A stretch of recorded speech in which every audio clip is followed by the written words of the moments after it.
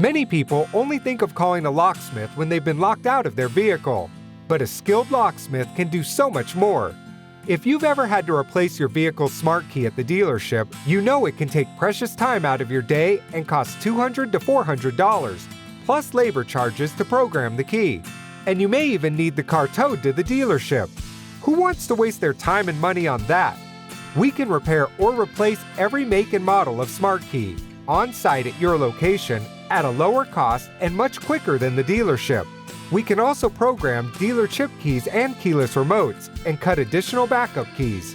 And of course, we'll still come and help you when you're locked out of your car. Contact us today